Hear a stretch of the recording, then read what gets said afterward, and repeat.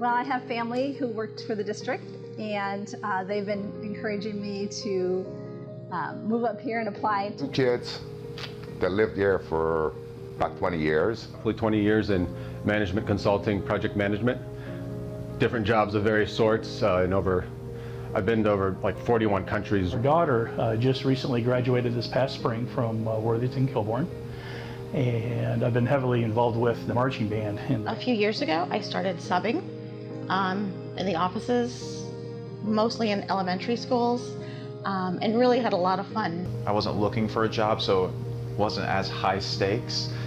And she kind of basically said, get off the beach, drop the margarita, and you got to apply for this job. And that was not literal. I was in Monterrey, Mexico, but I was definitely very relaxed and not wanting to apply for a job. I've been in sales for a number of years, but had always wanted to go into education. So I always wanted to come down to Columbus, and I'm glad that the district of Worthington School District gave me an opportunity. And then the more things started happening, the more people I talked to, the more I'm like, oh, this is a really cool opportunity. I felt really good at the interview because I knew the people I was interviewing with pretty well, but I still had that little bit of anxiety that they weren't going to call. What's behind me for the Zoom call? Does it look professional? Is the lighting, is there going to be a glare? Will my internet go out? When they called me, I said, thank God, I'll be able to spend time with the kids.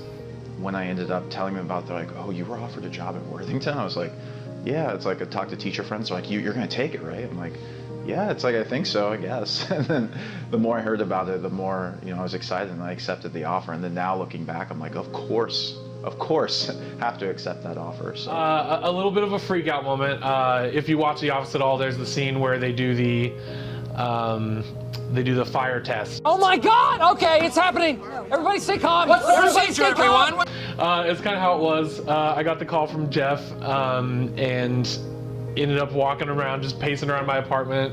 It's like, who do I tell? What do I do? My 7-year-old won't care, so I'm like, I'll call my mom. So, it was a little bit of finding out and not really knowing who to share the exciting news with. But actually, matter of fact, I was holding my grandson. And I told him, I said, here you go. Now Grandpa's going to be coming down here. The first call was to tell me that I did not get the job. I realized the quality of Worthington Schools in terms, and the quality of who would have been my boss and the opportunity.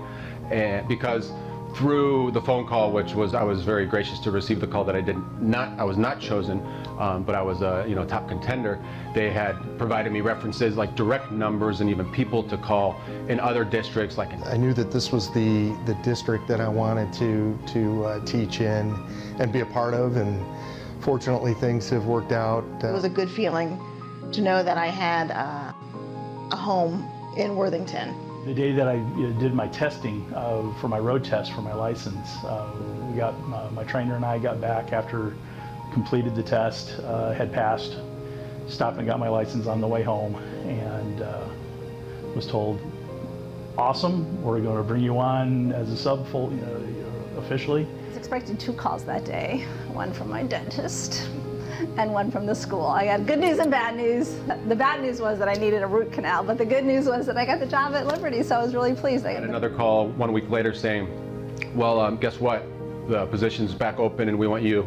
Every day that I go to the building, they know you by, hi, Mr. Mike, and that cracks me up every day. So the best things for me is when I walk into a classroom to drop something off or do something, and the kids will very excitedly say, hi, Mrs. Jeffers, hi, Mrs. Jeffers. Whether that's going in and saying hi to the kids and them telling me I look like Chris Pratt, which is all of the ego boost I'll ever need for my entire life, or going in and just seeing the office ladies and talking to them about chili and brisket, whatever it is.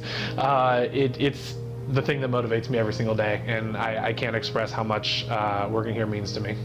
It's the first job I've ever had where I'm using all of my skill sets professionally and personally, and I can genuinely and very happily say this, where I'm helping students, I'm helping teachers, I'm helping families, I'm helping myself. It's been everything that I've heard about, and along with just a wonderful family environment in each of the schools that I've been with. And a good group that they have over there in the bus garage.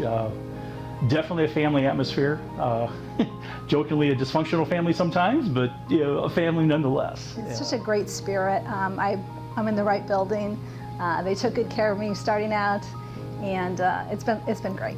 Focusing on the people first, not just the technology or the problem. Make sure that we know that the technology might not be working, but it's the person who's experiencing a problem, and then just going from there and making sure that from the start to finish that the people are the focus of everything. Here again, it goes back to everybody is always willing to go above and beyond in terms of trying to not only help staff, the teachers, but they're willing to go the extra distance to help the kids in any way possible.